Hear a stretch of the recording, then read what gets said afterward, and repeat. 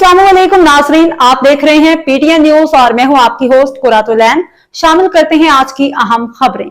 16 सितंबर से पेट्रोलियम मसनूआत की कीमतों में 5 रुपए तक के मुमकिना इजाफे का इम्कान। 15 रोज के लिए नई पेट्रोलियम कीमतों की खत्मी मंजूरी वजीर आजम देंगे।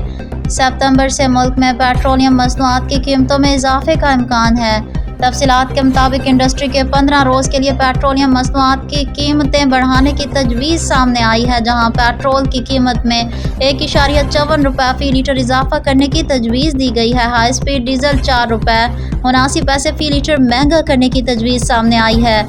इंडस्ट्रीज राय के मुताबिक 15 रोज के लिए मट्टी का तेल 3 रुपये 6 पैसे महंगा होने का इम्कान है, जबकि लाइट डीजल ऑयल 3 रुपये 68 पैसे फी लीटर महंगा करने की तजवीज़ दी गई है।